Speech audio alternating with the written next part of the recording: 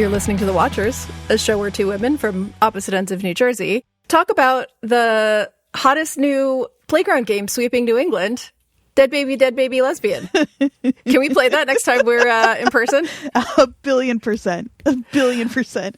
What the laugh that I laughed. Oh, man. Man. Rosemary, Dale Dickey, we love you. That was I would have watched 20 more minutes of her doing that. That could have been the whole episode, could have been the genealogy, and I kind of would have been fine with that. It was amazing. It was amazing. So and good. I didn't even I was laughing so much that my podcast brain was like, you should be noting what's going on in the names and stuff. And I was like, I just want to listen to Dale Dickey cook. This is the best. I watched it. I mean, I try to always watch it the first time with my brain in just watcher mode. Not watch, like a person who watches TV. Like a person. Isn't a lunatic about it. Yeah. But this time it was very easy to just. Yeah. But in the meantime, right. I'm Jodie. You're Andrea. And we're going to talk about the penultimate episode of season 1 of Widow's Bay. Season went by so fast. Way too fast. Here, Mariah is back as director for these last 2. He did the first 3. So he's kind of bookending the season. I mean, obviously all of this stuff is a team effort, blah, blah, blah. But I don't know. I don't know if maybe it's because I know who the directors are every episode, but I'm starting to feel like I can get a real sense of. Well, he's also, I think, executive producer. So he's kind of across the whole season in other ways. But yeah. I'm glad he's here. I'm starting to get a sense, like you said, executive producer. Anytime I see his name attached with anything.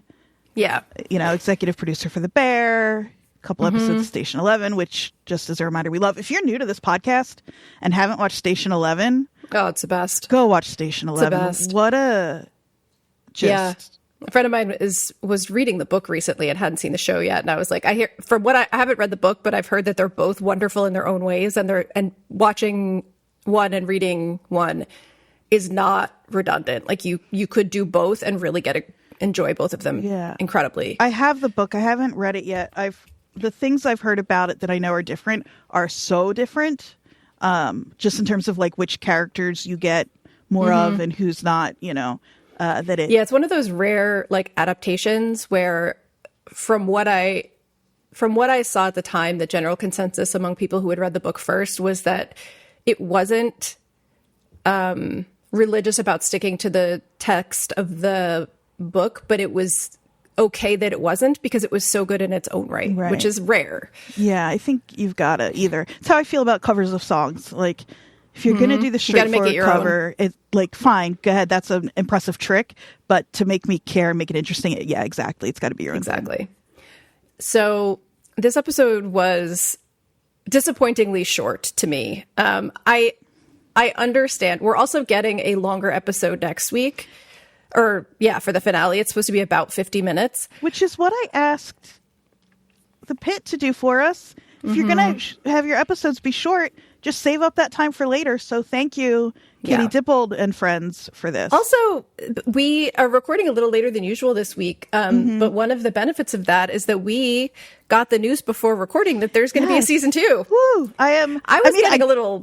I knew there would be, but also it was taking longer than I expected. The way TV is these days. But it's been number 1 on Apple TV, only overtaken recently by Cape Fear, which annoys me because I don't care about that show. I don't care about that show. It is so fun that literally everywhere I go, every podcast I listen to, all anybody wants to talk about is Widow's Bay. I was telling you on Thursday night, I was at Chris Gethard's, What's in the Dumpster show. And George Lucas Talk Show was after that. And as I was packing up, I was hearing it, but not watching. And somebody made a joke about bringing Katie Dippold out. And it was just, I think, because they wanted to have an excuse to talk about Widow's Bay. But boy, did it get my hopes up that Katie Dippold was there. But it really is just like, we're all looking for any excuse to talk about it. Yeah. Yeah. So I'm so glad that we have that confirmation. Who knows how long it'll take to do it. But I'm so happy to know it's coming back, because I could see them doing a very satisfying 1-season arc, like tying it up neatly and leaving a few little dangling things for us to think about as we go forward, and just having it be one perfect season. But I don't want that. I want this to be a serialized, I want 10 seasons. I want a backstory about the family that was murdered by the husband for sure. I want an Ungrateful Hortense episode. Well, now we have enough of the genealogy that we could do so much we could go back to. Widows by generations. Yeah. The one thing that makes me feel like this won't take 3 years is we've got Jersey running this. I know. So I know. If anybody can get shit done, it's Jersey. It's true. It's true. So this was a pretty, I've heard it called a thin episode. I think in terms of and I kind of agree that it was a thin episode, and yet I'm okay with it because it was so fun, first of all. Actually, let me rephrase that. It felt to me like a more traditional penultimate episode that is a place-setting episode, which is something that shows have stopped doing recently. Mm-hmm. It's been more like the penultimate episode is a big one, and then the finale is sort of like the tying up loose threads and like having some sort of emotional, satisfying moment. And this felt more traditional in terms of previous serialized storytelling, where it's like the penultimate sets the table, sets up the stakes, and then we go right into the finale where the big event happens. And that's what this felt like. And I think we're just not used to that anymore. Yeah, and also because this show has done, I loved it. This is not, and I don't think you're saying that is a negative. It's just I've already watched it twice, and we'll definitely watch it at least a third time. Yeah, but I think conjunction. I think that because this show, everything it has done has been like so aware of the form that it's playing with, the forms that it's playing with in the genre, and blah blah blah. That we're always kind of expecting it to turn something on its ear a little bit. Yeah. And so for that to not be the case in terms of the setup and like you said, what sort of the action here, but I think that's fine and good and cool, and they're allowed. And the show is a little bit of a throwback to previous types of television. Totally. Like it is, we've talked about this, like it's sort of X-Files, Buffy adjacent, Monster of the Week. Like it's very playful. And so it's not the thing that I'm finding myself thinking about as we approach the finale is like the one thing this show isn't. It's like being covered on the Prestige TV podcast, but it is the least Prestige TV show. It's like not pretentious in any way. It's not pretending that it is super serious, lesson heavy. Like it's more, as we've talked about endlessly, Stephen King parable, like folktale lesson, right? It is just doing what it wants to do. Yeah. And you said unpretentious, and I'm half joking. No, I'm not joking, but the Jersey of it, I think, really is of like the Jersey of it or not. I can't help but say that. But the thing about it, either way, is that it is, like you said, entirely unpretentious. It's not afraid to be what it wants to be. You can just tell that they're like, people are going to love this or not. And it's the show we want to make. It's very clear. And because of that, everybody loves it, I think. Like, and they seem very like, not surprised because I think they know they made a good show, but like gratified by that. Like I think they made what they wanted to make, like you said. And it was like, well, let's see how people take it. Right. I'm going to bet the conversations they had early on were like, our show isn't going to be for everyone, but the people who get it are really going to get it. And then it turned out the people who get it really get it. And also everybody loves it. So, well, and I think that goes to the actors that they hired to play these parts and how well they immediately gelled and inhabited that group. Unbelievable, like, yeah. There was a scene in this episode where our golden trio are literally sitting in a triangle in the office, like in this formation, talking about whether they're going to kill Ruth. And I was like, these three, like, they haven't always been in this formation, this like tied together, joined by greater forces to face this thing. But they've had this whole time, we have felt like from day one that they know each other and have for a long time and have history and have ways they speak to each other and ways they think about each other. And part of the fun is like, we feel like they've already known each other for a long time, but we're watching them see each other in different ways. Yes. Oh, Jodie, that's so good. Yes. I love that so much because like, I say it all the time. I also say it all the time, but I love a golden trio. Oftentimes those golden trios we meet them when they meet each other. Like, fuck J.K. Rowling forever, of course. But Harry, Ron, and Hermione, but these three, they do have all of that history. And now that's because I was going to say, like, you saying, we haven't seen them in this specific formation, whatever, but watching them in that moment felt so right of like, oh, here they finally are. And then like, what do we mean? And like, not that they're all at odds with what they think they should do, but it just feels right to have the three of them figuring this thing out, however it's going to be together.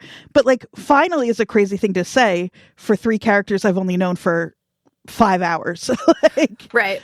Well, and I noted, especially in this episode, there's so many moments where Tom is communicating kind of wordlessly with Patricia. Little nods, like to do things. So when our rambling old man is talking about the storm of 1783 and Patricia slowly closes the door, right before that, Tom nods, tilts his head at the door, and she's like, okay, and then she goes and closes the door. Perfect. Same thing with the fan. When Rosemary lights a cigarette, Tom looks at Patricia goes and turns the fan on. Wow, what a good eye, Jodie. They have like such a connection in terms, and what that says to me is not like, oh, there's like some weird supernatural connection, or that, oh, we should be shipping them, but they've worked together. She is his assistant at the town hall. Who knows how long they've been working together for, but they've obviously had to do lots of things together where she's had to understand what he needs. And probably a lot of those things have been separating him from old men and turning phones on so Rosemary smoke. Yes. Yeah, exactly. A couple of things now, just to jump right in with you just saying who knows how long they've worked together. I was going to ask you, have they said how long Tom has been mayor? But even if they have, who cares what they say about time? Because none of it makes any sense. I want to do a little wrap up at the end where we go through all the weird time things, because I wrote them all down. Awesome. Just to kind of set the table, again, same metaphor that I've been using, but for next week, because as we've been pointing out, there are a lot of weird time and age discrepancies, and I just want to go through the list at the end so that we have it in our heads for next week. Great. I love that. So, generally what's happening in this episode, storm's coming, Tom has to sound the siren, which is a great callback to the first episode where he doesn't want to sound the siren because Wick is like, from day one, being like, something is fucked up here, like Shep is missing, sound the siren, and Tom's like, I'm not going to sound the fucking siren. Now he has to sound the siren. Right. So it's this like full circle kind of moment. He's also dressed the most casually Tom has ever dressed. And can I tell you something? I love Tom, and I get why people are in love with Matthew Rhys in general. But this is the first time where I was like, all right, Tom. Okay, Mayor Tom. Mr. Casual, less Mr. Rogers attire. Yeah. Yeah. No, I love Matthew Rhys the most in interviews where you get to hear his actual Welsh accent and like are reminded that this man can slip right into New England with no problem whatsoever. Yeah, he's so good. But yeah, so we've got the storm coming. He has to sound the siren. It's looking really bad. The Doppler, where the storm is bigger than the island itself. And he's just kind of trying to like... He's trying so hard not to. Yep. Again, we get some shots at Martha's Vineyard. Lots of classic callbacks to the beginning of the season. He's like shitting on Martha's Vineyard. He's talking about the tourism. Like, he's still concerned about the future of the island financially, even though he knows he's battling like a 300-year-old demonic force of some kind. It is. That's a fun, the Parks and Rec thing of it comes up all the time. Yeah, the day-to-day running a town. Yeah, that's still part of it. Yeah. And so everyone gets into the storm shelter because he finally does. Sound the siren. Bashir is realizing how serious this actually is trying to get Shell off the island, even though the boat that he's trying to get her on came in on a boat. It's so, that really kind of like, it made me sad for him that he's so like desperate that, because he's been the most reasonable this whole time, and this is part of him being reasonable, but that he's like thinking that that's gonna... Yeah, he's piling up gas cans and... Yeah. Yeah, and Wick being the sort of... I loved the conversation they have, because Wick is like, look, man, I get it. Mm-hmm. I feel you. Like, yes, she cannot have her kid on this island, and also, you can't take her out there right now. Mm-hmm. The ghost is here. The ghost is here. Hi, Ghost. Ghosty. Is that your nickname now? Are you my little ghost? So eventually Bashir and his wife go back to the shelter. She starts to have possible contractions, setting up, obviously, a tension of like, oh my God, she can't have the baby on the island. She might have the baby on the island in the shelter. They're underground. The chair's underground. Oh my God, what's happening? Like, kind of chaos. Yeah. When do we make our little predictions? At the end. Okay. I want to talk about it in terms of like the time stuff and all of that. So they're in the shelter. Everyone's in the shelter except for Ruth, who is not in the shelter. And so Wick has asked Rosemary to do a genealogy on Richard Warren's descendants and Francis and all of that because I think it's our very first scene or one of the first scene is the flashback. But then we get Patricia and Tom in the office and Tom has his fight with the painting. Okay, very quickly, because I think you and I are going to want to probably talk forever about that painting scene. I was so surprised to get that little flashback at the beginning. I was like, yeah, so was I. Cool to get the pull back and forth. So right. I just, no, I liked that. I liked it as a table setting. I also just liked seeing Betty Gilpin again. Yeah, also that. That's all. And just like getting one more moment with the kids also kind of makes it more real, this lineage we're about to talk about. And yes. And it also like with the way time, I didn't realize I had more to say about this. The way time works on this island and what we've said about flashback episodes in other shows and stuff where it can feel very separate, but the history of this island is so alive now, reminding us that it's still here, even if it's only in this one little flash, I think is really smart.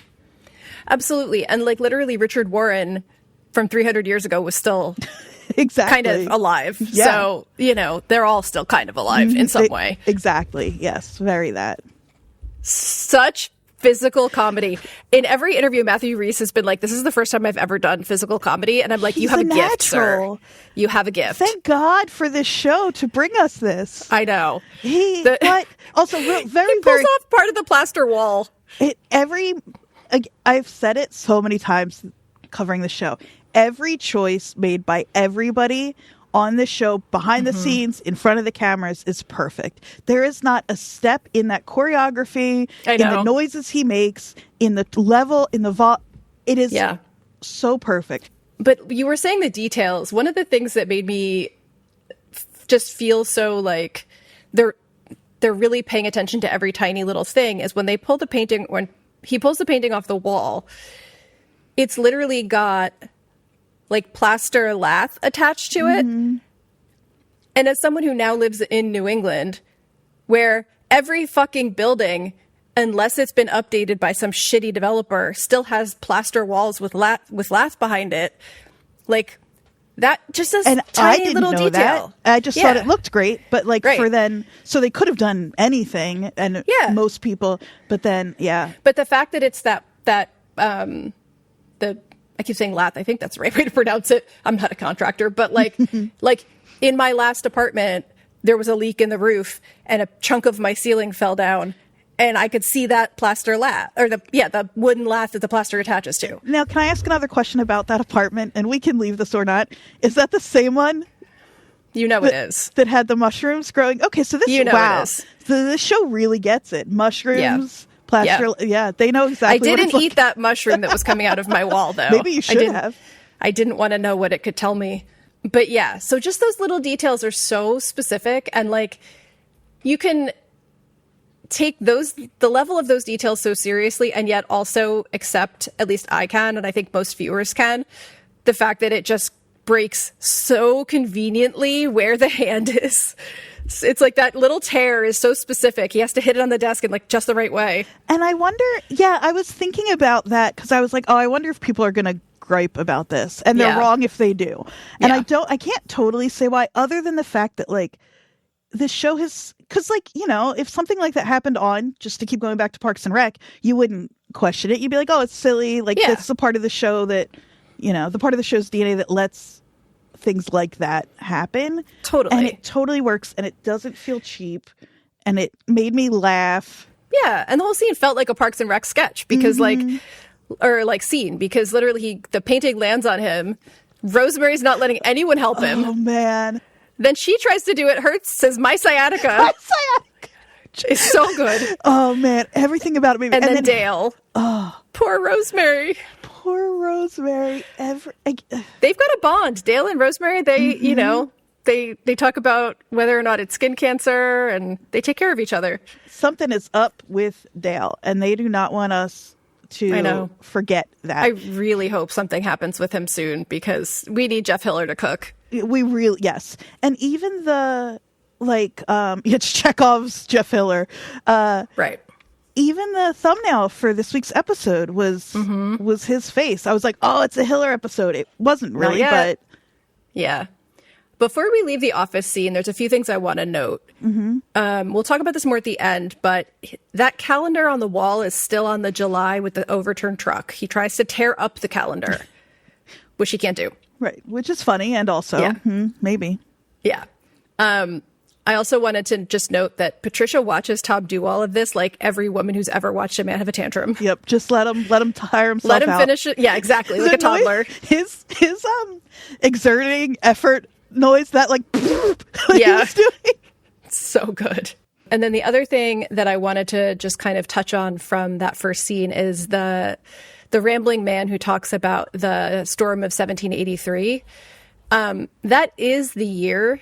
So I don't know how much you dug into some of the little bits and pieces, but this week I didn't. I don't know why. Yeah. So every week we have different schedules, and one of us kind of does more than the other for research. And this week I was like, let's research the winter of 1783, which apparently that winter was known as, what was it called? It was like the hard times or the hard winter, because they didn't have the phrase. Yeah, they didn't have the phrase like nor'easter at that time. But basically, there was an eruption of a volcano in Iceland, the Laki volcano, in June of 1783. And so I'm going to read this little abstract. There's some conversation about how much it was responsible for the winter that followed, but the multi-stage eruption of the Icelandic volcano Laki beginning in June 1783 is speculated to have caused unusual dry fog and heat in Western Europe and cold in Northern America during the 1783 summer, and record cold and snow the subsequent winter across the North Atlantic. So basically, that winter, according to reports, the most below zero temperatures ever in New England, the most snow in New Jersey, the Chesapeake Bay was frozen solid, the Mississippi River froze at New Orleans, there was even ice in the Gulf of Mexico. So that year is whether it's just because there happened to be that crazy winter, that's the year they're referencing, but there is actually a whole, there's papers written about what caused, whether it was an El Nino meeting something else, and Spanish for the Nino. Yes. Saturday Night Live, one time in my head forever. For those of you who don't habla español, El Nino is Spanish for the Nino. One time, Saturday Night Live in my head forever. Anyway. Yep. But it was a really huge natural disaster in Europe, specifically, the eruption. So 23,000 people died from gas fumes in Britain. Whoa. Yeah. There were heat waves, and then... how many people? 23,000 people died from gas fumes. Said. Jesus. Yeah. There were heat waves in Northern and Western Europe, while in France, a priest performed an exorcism of the Laki dust cloud. It may have even contributed to the onset of the French Revolution due to destruction of crops and livestock. The dust veil spread into Eurasia and around the globe. That summer, Japan experienced one of the worst famines in its history, although partly due to another eruption, severe cold, blah, blah, blah. Yeah, so... Quick question. Yes. Global warming fake? That's the takeaway of our podcast. Side note. So this podcast could be called Side note. I had a science teacher in a freshman year of high school who showed us a documentary about why global warming is a hoax. Oh, jeez. There was the pillars of the argument, and each segment one of the pillars would come crumbling down. Oh my God. Science. My science teacher.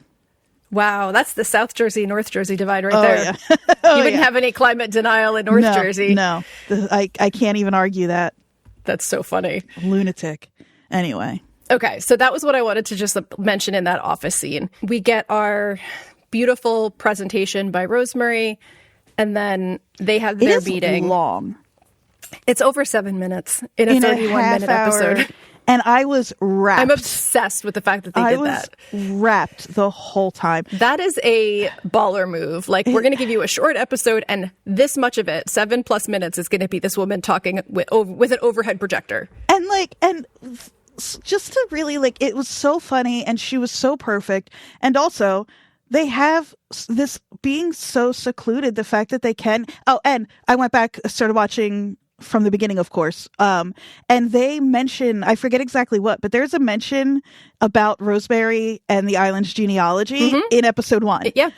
All of it's coming back. Yep. I'm going to do a rewatch as well before Wednesday, because there's a lot of those things I noted, like the siren coming back from the first episode and all of those. And it's not clues. It's not like we didn't need to know all of that from episode 1. It is just so good, and I don't know what the word is, but to see a show that is being so thoughtful, and that everything, and every time we say, like, oh, it feels so lived in, it feels so real, and it's only, these little half-hour episodes, blah, blah, blah. It's for things like this. Because even if you're not a lunatic like us, and you're not rewatching every episode, that's still, you did see that in episode 1. And so it just feels it makes sense that she wants the 7 minutes, and they know that if they, even though, like, Tom wants to rush her, and he's got this tension within himself of trying to rush her, but knowing that he kind of has to let her do her thing. He has to let her do it. Otherwise, she's just not going to do it. Uh-huh. There were a few other, like, callbacks to me that were a bit on the subtle side as well. And again, not clues per se, but more like just, hey, did you, that we're still in the same universe, like you're saying. So the ancient van going around making the announcement, it felt very Jaws to me, like the beaches being closed down. There was this, I don't know if this is a reference to anything, but I have in my notes that Bashir runs past the two most Morton's fisherman looking guys I've ever seen when he's going to try to get the boat ready. Like, there's certain moments where I'm like, that guy came off of like a salt container. Like, he had the beard, the yellow, the slicker, it was just so perfect. The focus on the nor'easter of it all, like, for people that are listening that aren't in New England or haven't lived in New England or in Jersey, like, the nor'easter of it all, like, we don't have a lot of crazy weather here. The only thing we really have, sometimes we'll have a crazy freeze. We'll have a lot of hot, humid summers. But the main, like, weather event we have, like, there's a lot of those videos on, like, Instagram and TikTok of people, like, shoveling and being like, we don't have we don't have earthquakes, we don't have tornadoes, we don't have Republicans, we don't have, trying to, like, justify living in New England in the winter. Yeah. But nor'easters are a part of our lives. And I don't know how much you've been engaging with content of Europeans coming to the U.S. for the World Cup and being shocked by our weather. Just please don't walk to the World Cup. Oh, to the MetLife Center, yeah. No, there's been a lot of content on, like, TikTok of Europeans coming specifically to the Midwest and to New England, because we've been in a heat wave, being like, people weren't fucking around. Like, they were making fun of the U.S. for, like, oh, they have air conditioning everywhere. Why do you always need to be in a refrigerator? Blah, blah, blah. And then coming here, and, like, teams are not able to practice right now because they're not used to this heat. Yeah. So it's oppressive. It's not just that it's hot. It's oppressive, yeah.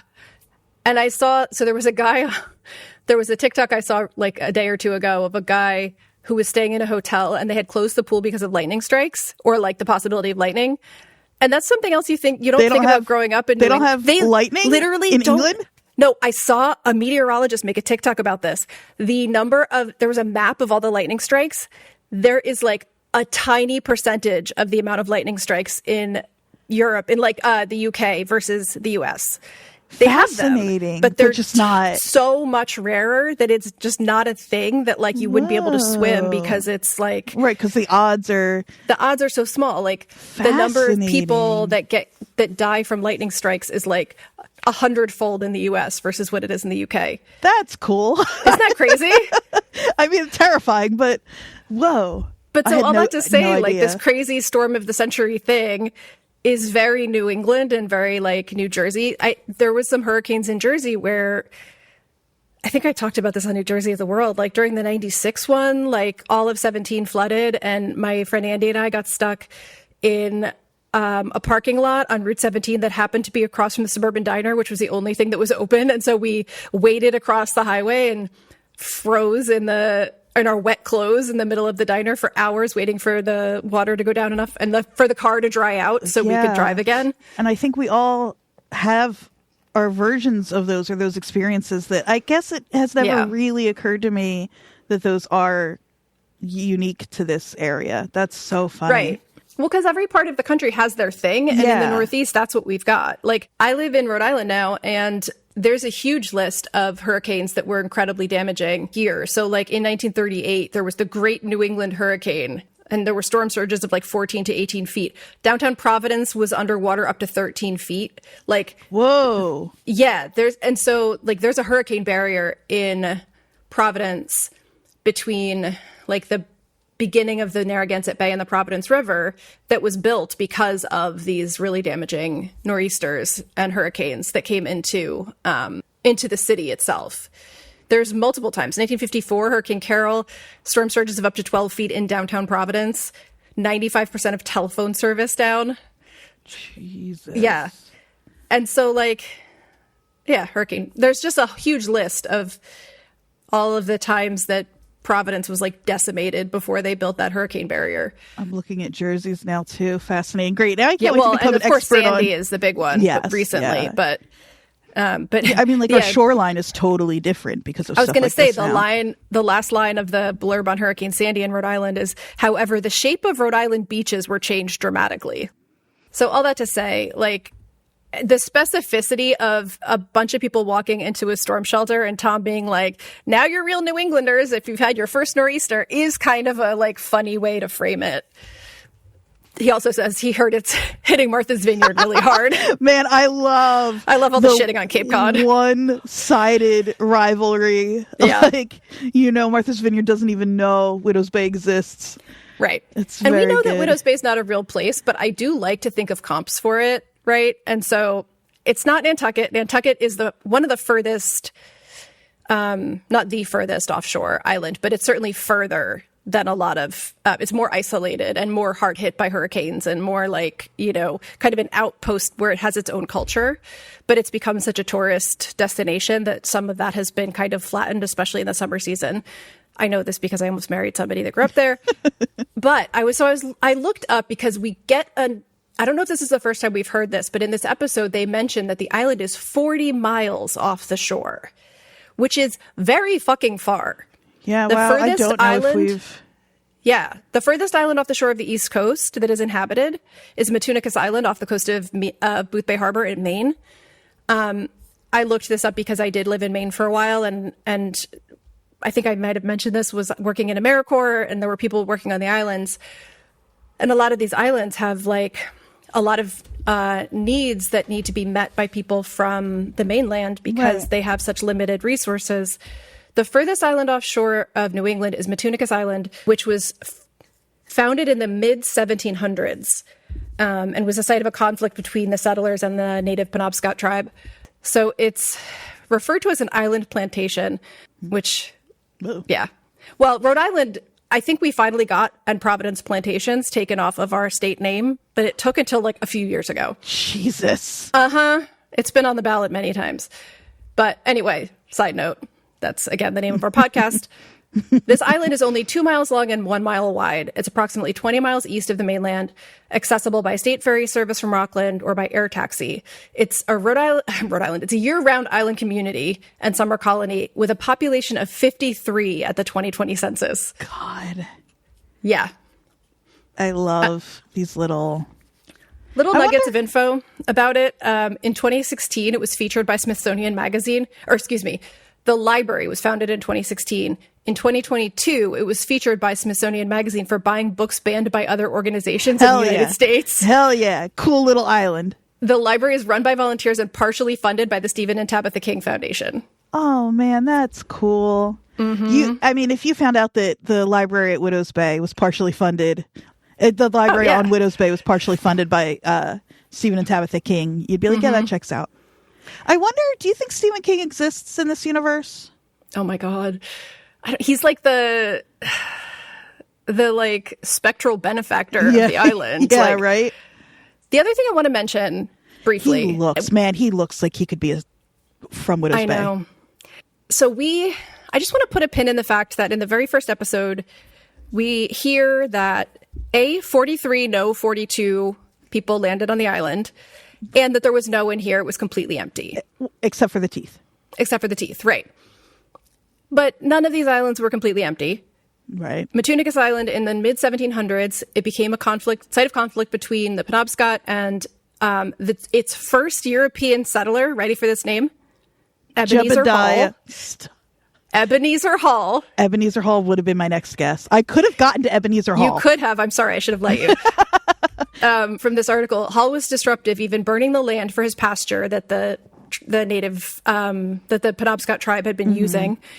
And the island's population requested him to leave, even like reaching out to Britain, basically the king, and being like, take this fucking guy back. Get this guy out of here. And they said they would. He never left. They killed him. I mean, great, good. But it didn't matter. They had more settlers already. Right, but, of course. So I just want to note that for a show that is as meticulous and like history obsessed as this one is, all of these little stories and islands and histories are in this big stew, I think, in their heads.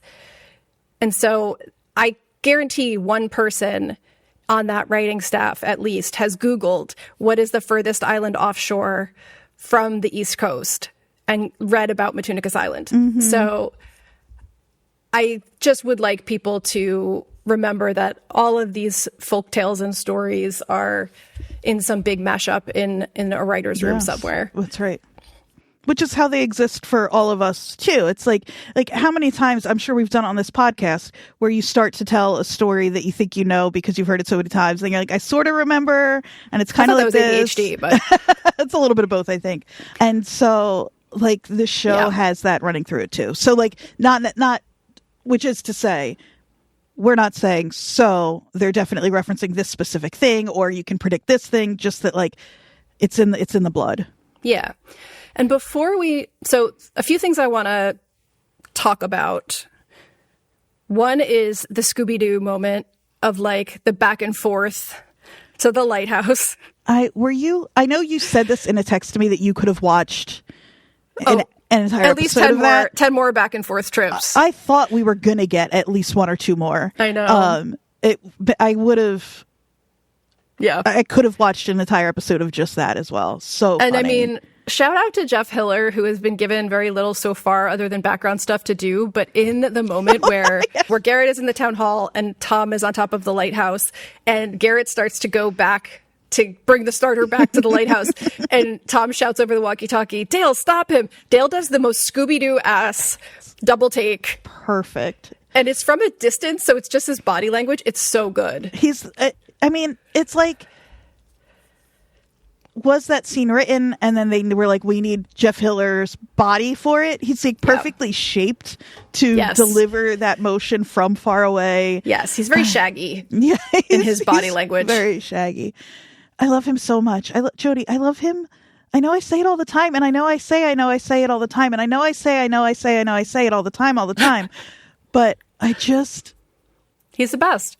I saw an interview with some of the actors from the show talking about like what are some of the funniest moments you remember on set. And I think it was Matthew Rhys was like basically anytime Jeff Hiller is around. So I wanted to just mention that because it's hilarious. I want to also mention rest in peace, Todd. Oh my God. The shaman. Maybe, unless he's in a tree somewhere. I could okay, I'm so glad you said that. With socks hanging from the branches. So much about that. I was so excited to see him.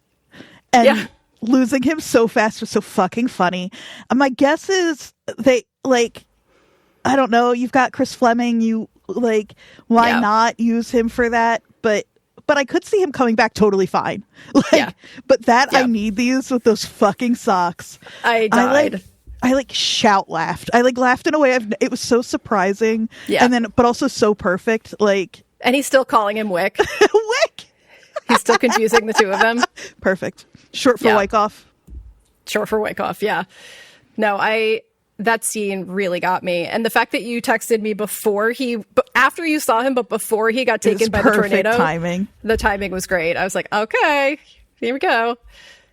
I have another research thing I want to share with you. Before that, real quick, I want to highlight the fact that the island survived on whale blubber into Wick's Father's Day. The 80s? Yeah. This place is out of time. Yeah. Which we'll get to more at the end. Yeah, we haven't done there. Where do we talk about? I just want 1 or 2 minutes with Tom and Evan, their conversation. Where does that go? Maybe here. Let's talk about that because I don't think there's anything else that will tie back to it. I don't have a ton to say about it. It's just like, there's, Evan is so settled and reasonable now that his dad has offered to get them off island. Yeah. And first of all, that made me sad for him. Yes. I was like, oh, but I was also just a little like, peculiar. Like it felt a little peculiar to me that shift was so. Yeah. I mean, maybe. But he, I think the undercurrent of their relationship this whole time has been that he's started to suspect that his father is lying to him about a lot of stuff. And now he feels like the air has been cleared and they're being honest with each other. And that may be partly responsible, not just the Red Sox tickets. Though. Right. I'm sure that helps. I was going to say it might also be that he knows that his dad it doesn't seem like he will, but could decide to take that offer back. And so maybe he's on his best behavior as well. Maybe, yeah. Could be a little bit of all of that. But yeah, just that we had that moment at all, I think is worth noting. And we'll mention this when we go through all of the weird time stuff. But of course, you texted me, and I had forgotten that Evan says they still have half a season left. Which is like, well, then why were the tickets for the 26th of September? But it was next weekend. But yeah, and if you know anything about baseball, which I don't know that much about, that is the end of the season. That's not anyway. Yes, famously, October is when the World Series happens because it was happening while I was being born. Famously, it was happening while you were being born. Famously, the Red Sox were in the World Series while I was being born. My mom watched it in the hospital. I wonder if that has anything to do. Probably not, but you never know. The Red Sox might come back to be a part of this. Okay. I know that I want to spend a little bit of time specifically talking about Rosemary's presentation. Mm-hmm. So maybe we should actually do that first, and then I'll get to this reference, because I feel like that's a good way to start moving into our, like, what are the things we're thinking about? What are some theories? What are some ideas we have going forward? Yes, I have one just tiny thing then so that we can really dig into the stuff we want to dig into. Yeah. The shot from inside the storm shelter, lights off, lit the hallway, Jeff Hiller, and that like teal or whatever green hallway. And it's just like very like reverse Truman Show of him in that before he turns the light on is just one of the most beautiful, perfectly framed. Again, I'm not the visual artist here, but like I had to pause and just look at it for a little bit. It was so gorgeous. Just yeah. There's a lot of Dale being like silhouetted in doorways. Huh. Interesting. Or like, yeah. He's our like go-between. Through windows. I don't know what I mean by that, but yeah. I can't wait to find out more about Dale. He's our conduit to something. Yeah. Oh, he's our constant on the island. And now now here I go to weep. Yeah. But we learned a lot. First of all, gotta love a fucking overhead projector. Man. I could hear it and feel the heat coming off of it, and the slap of the transparencies onto the glass. Oh my God. Yes. As an 80s kid, like, Jesus Christ, that was satisfying. It was great. And of course, that's how Rosemary's going to do her presentation. Oh, yeah. We also learned that the family that swims together drowns together, famously. It's not a saying. This could be just us reciting Rosemary's lines. I want to mention a couple of things before we, like, inevitably kind of fall into that. Mm-hmm. Is Patricia canonically now gay? Because to me, I want her to be. It's queer in some way. Yeah, it is hard to say from all of that if she is just a, wonderfully woke feminist, Or there's a lot of, it felt to me like she was taking it personally. She could, there are many different flavors of queer. It made me much more on the camp of, at the very least, I don't think Patricia would identify as straight. I don't know. So, but it did seem to me she was taking that personally. I mean, there's also been a lot of focus on like who was married and had kids and who didn't. This idea of the spinster, like the old single woman not being valued. Like there's a lot of sort of hints thrown at the fact that the women and their value is tied to this sort of patriarchal system. Yeah. And there are a few ways to look at it with her. And like, half joking about, but genuinely with what you just said, it's like, she's an older woman, which is why we know the boogeyman wouldn't try to kill her, even though Tom was wrong about that. She's in her 40s. Why is that worse? But, the options aren't have a baby or be a lesbian, even though that is often how that's not what you're saying either. Often that's how it's held up. So there's just, whatever they do with her, I think it will be interesting to see. And maybe we never know. What I do know, and and the show, I love what a good job the show is doing of not making us think they want us to have Tom and Patricia be anything other than platonic coworkers who, work well together, oddly. In their own way. And to be clear, it doesn't matter at all if she's gay or not. I just want queer characters to be in everything. So. Yes, exactly. No, I am with you there. I don't think anybody thought that, but yeah. But yeah, so I took some notes during the second time I watched it. First thing I noted is Richard Warren's first wife was named Sybil and died at about 41 years old.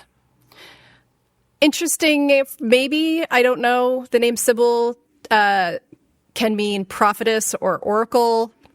Interesting. This is Widow's Bay. We've been talking about matriarchy and mothers a lot. Your secret mother, etc. Well, Sybil, I mean, there's that book that was such a big deal in the in the 80s, I think. 80s. I remember I read it too young as a child. About it's a woman with, I think, multiple personalities. I think technically in the book, that's what it's referred to as. There's been a lot of debunking of that story. Yes. There's a great You're Wrong About episode, I think, or two about it. I don't know that I've heard that. I do know that to be the case, but that illusion is still, that connection is still, But that is a fascinating side note is the kind of cult of, I don't know, the cultural thing, that's the word, that built up around that story. And then I think that debunking is much less known, and I'm always fascinated by that kind of thing.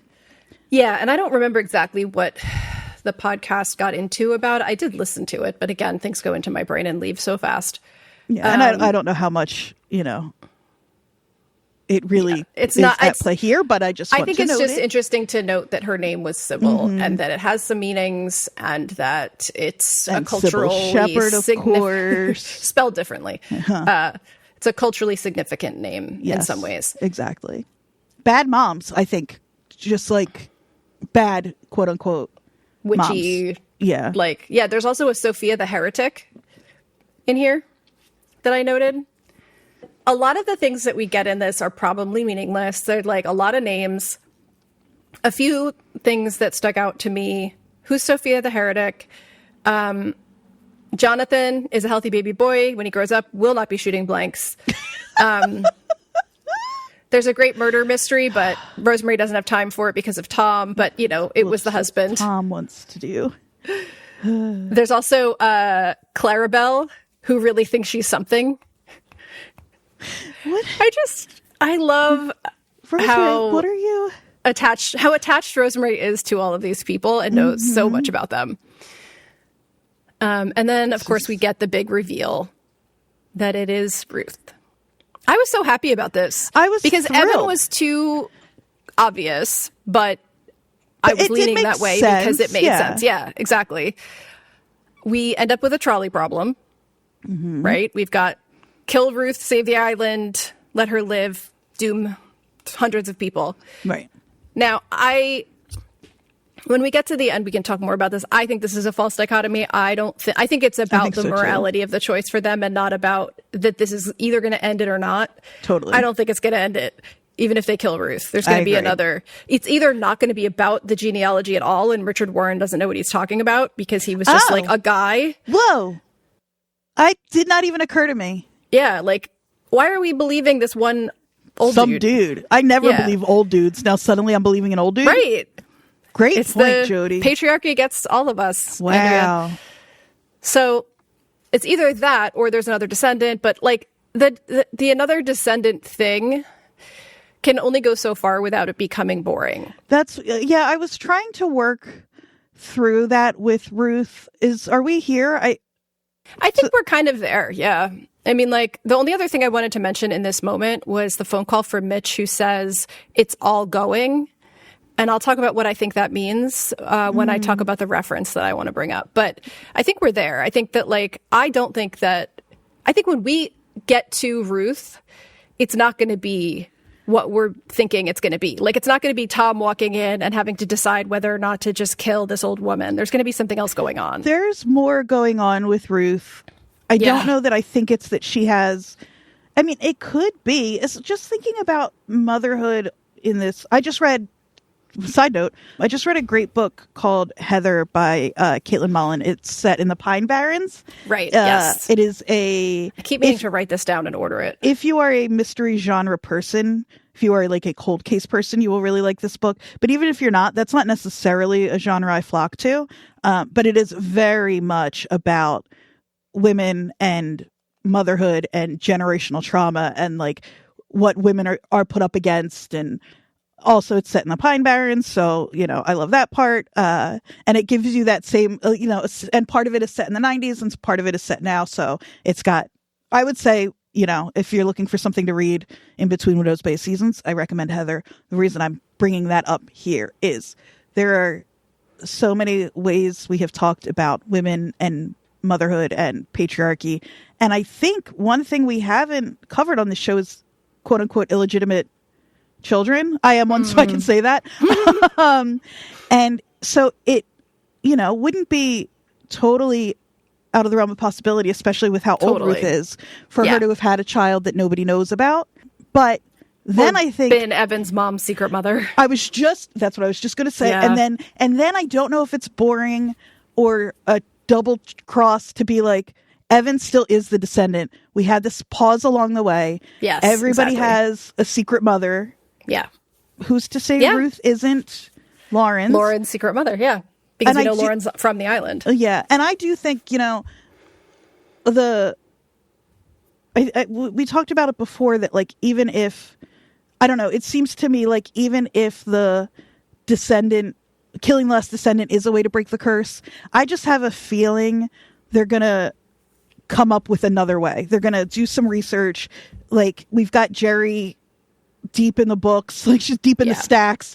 I think that I could see them being like, a loophole, Well, and it becomes a morality question, like becomes a trolley problem. And I think that we cannot go into season 2. Well, we can actually, but I think it really changes certain things about the tone of the show if we see our heroes, quote unquote, take down an old woman. Right.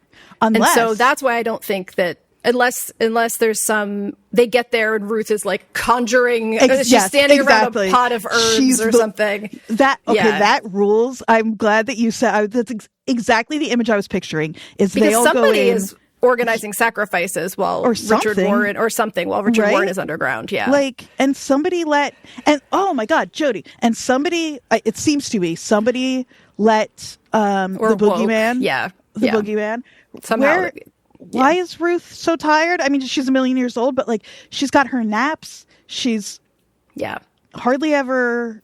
As soon as you try to be suspicious of Ruth, there's a lot of things to be suspicious of. Yes, exactly. So it could go either way. This show has done a great job of making it so that I am surprised, but we have talked a little bit about the difference of, and I just want to very quickly, I don't want to get into this right now, but the difference between a mystery box and a mystery. And part of it for me is that like the show is giving us all the clues, and some will be surprised by and some will just make sense. And so like with Ruth, in a way, a mystery box show might want us to think it's Ruth and then it's something else. Very well could be like, oh, we're getting the clues for Ruth now, and if you're looking for them, you'll get it, and that will pay off. Or not, because some other possibility will. Yeah. I think that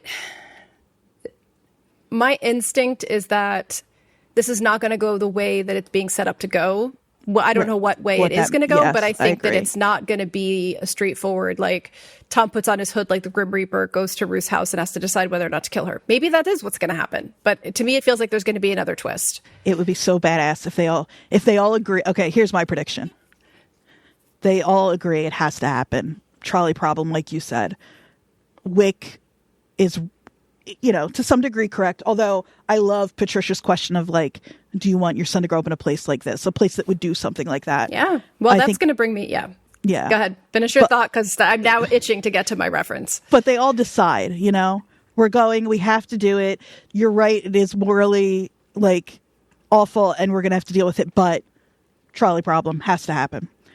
They all go sneaking up. They look so sad and so scared, and they're all so upset to do it, and they're trying to be so quiet. And Ruth is just like there waiting. She knows, and she's so powerful. And there's like a big Buffy-esque battle at the end. And then it's cool that they kill her because she's the villain. I love that. And we've underestimated Ruth because she can't keep track of her Rolodex or whatever. Right. I need to tell you, if you are not already familiar, and our listeners, about a Stephen King miniseries from 1999 called Storm of the Century. No? Mm-hmm. Okay. Oh, boy. Yeah, get ready.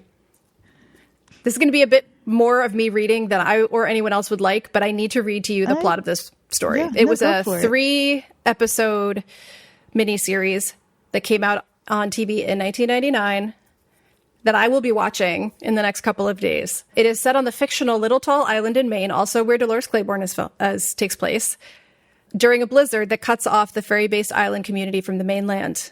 As the people of Little Tall Island, Maine, prepare for a powerful blizzard in 1989, elderly resident Martha Clarendon is brutally murdered by a menacing stranger.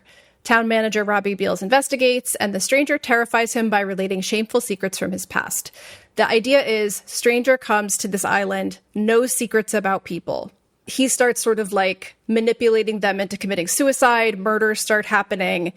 It's all this one stranger from off of the island. Mm-hmm. The storm is coming. He says, give me what I want and I'll go away. He knows all of their secrets. He's causing all these terrible things to happen. But he hasn't said what he wants. He says, will. Okay. So they take shelter from the storm in the town hall. Uh-huh.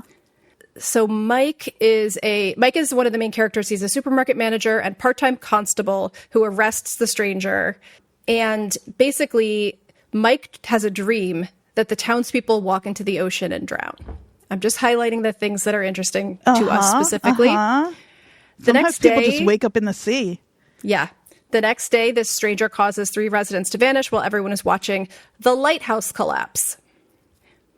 Keeping on track here. 2 die and the 3rd is discovered alive, but visibly aged. Going to keep adding to this list. With each death and abduction, the stranger sends his demand. What his demand is he wants a child. He wants a child to raise as his own replacement. And essentially, it is a trolley problem of give him a child or the island is destroyed.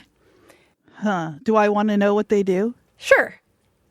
So basically, that evening, there is a town hall where they have to, as a town, decide if they are going to give this child, to this man to save the island. Let me read this because I want to make sure that I get it right. He cannot take a child by force, but if they refuse, again, the island will be obliterated in some way. Mike, the constable, urges the people to stand up to the stranger and is horrified when all of them, even his wife Molly, decide to give in. And they do a lottery where they choose Mike's son. Of course. And so the son goes. They save the island. And the sort of aftermath is Mike resigns as constable, gets a divorce, leaves the island, turns his back on the town. Several residents of the island commit suicide over the years after struggling with remorse, blah, blah, blah. So it's about this trolley problem, essentially, and the repercussions of giving in to the one person to save the island idea. This is so in the stew. Yes. I cannot wait to watch this. It's actually supposed to be better than it sounds, given it was a 3-part miniseries on TV in 1989. Once in a while, those things.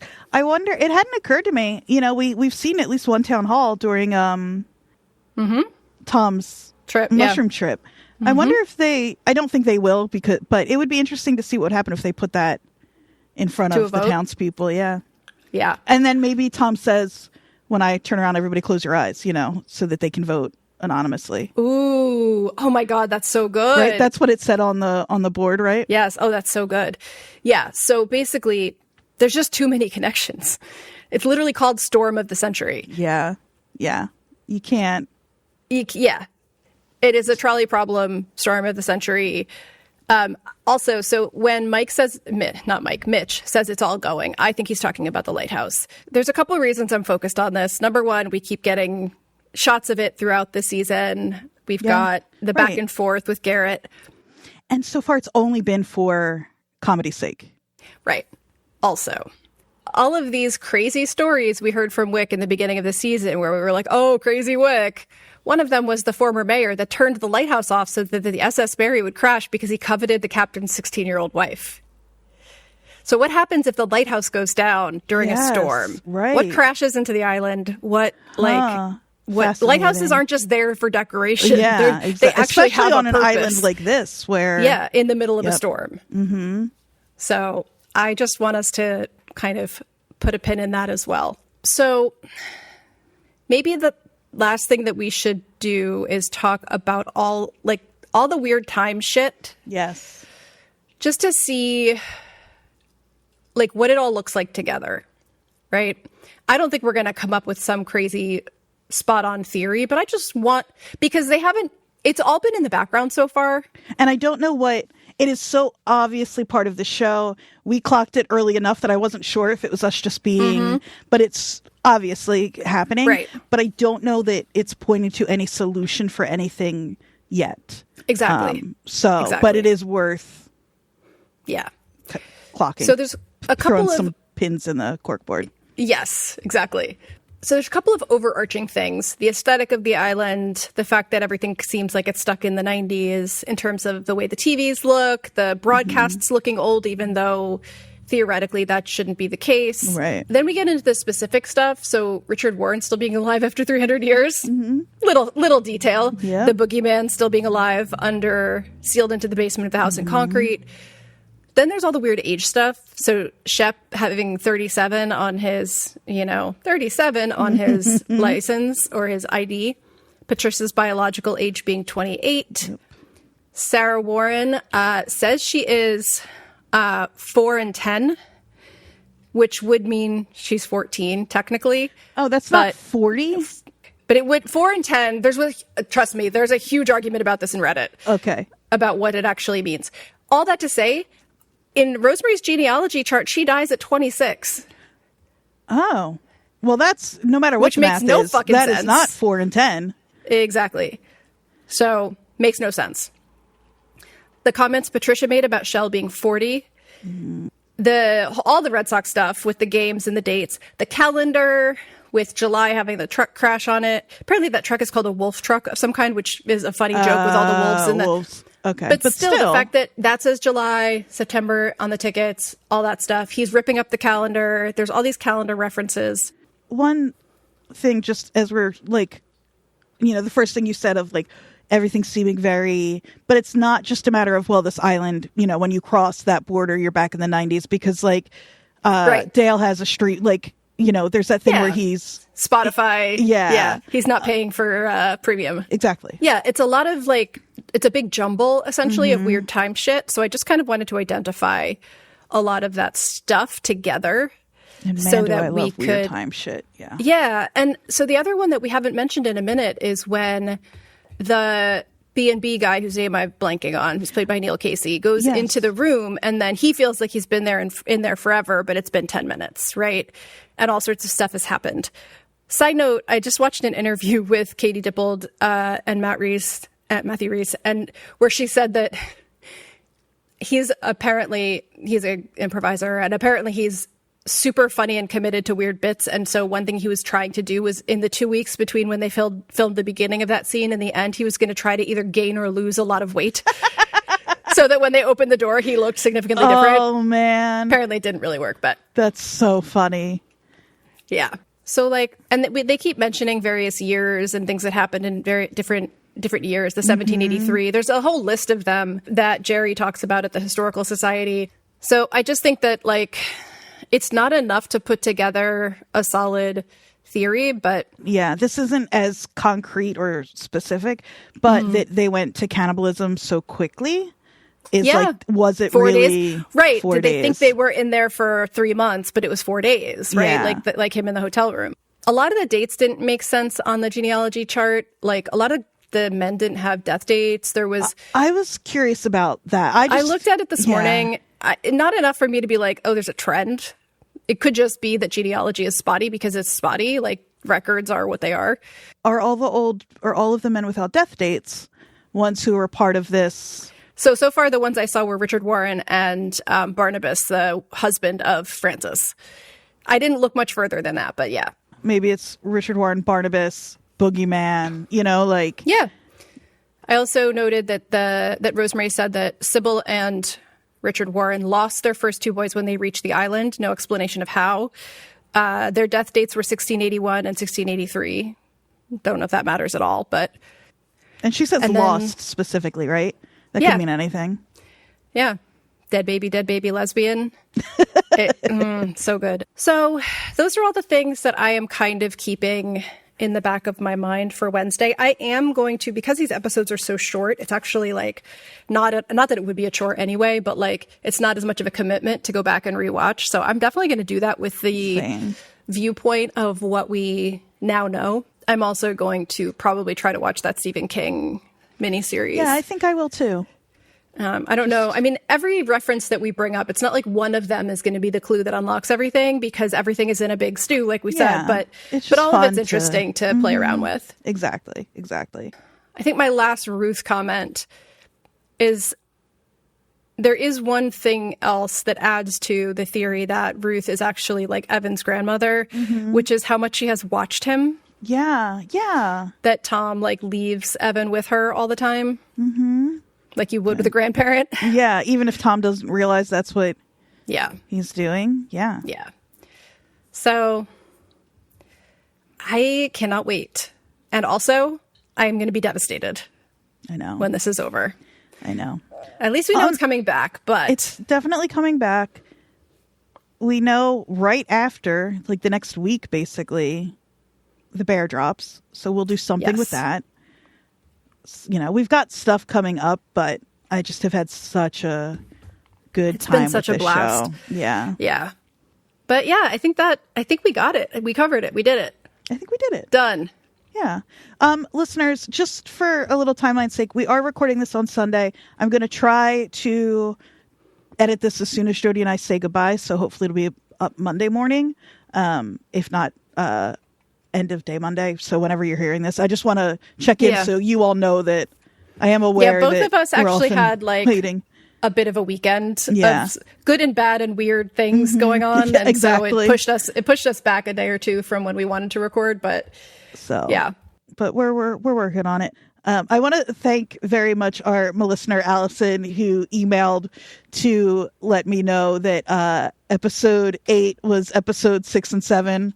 And I got that swapped. So if you're somebody who is hearing this episode and you think that we didn't publish episode 8, go back, remove your episode 8 download, and re-download the episode, and you will have our episode 8 coverage. I'm still not sure what happened there. But, I always say podcasting is an art, not a science. So. And there's 2 of us doing this with no help, just for fun. So thank you, Allison, for pointing that out. And and if you want to point out any of our other mistakes, perfect. Or just say nice things, one of the two. You can email us at watcherspodnj@gmail.com. You can find us on Instagram at watcherspodnj. You can find me on Instagram at Jodie_Mim, but don't tell me about my mistakes there. I will block you. I'm at AQ Andrea Q. And if you go right now, you can see a picture of me and Falcor the Luck Dragon. The best moment of my life. And then... Oh, my God. Yeah, but you can call us at 856-336-8986. If you are going to tell us about one of our mistakes, do it as a 5-star review on Apple Podcasts. Yeah. And we're happy to share it, read it here on the show, and learn and grow, because that's what we're here for. I don't plan on learning and growing I don't want to learn or grow, actually, even a little bit. I'm doing enough of that in my personal life. It's enough. No one's paying me to learn and grow. That's right. But yeah, I am having such a good time, and I cannot wait to watch this series finale and talk about it. But yeah, in the meantime, what can they do? What can we do? What can you do? I know what you should do. Yeah? Bang yourself in the head. Get in the car and go to New Jersey.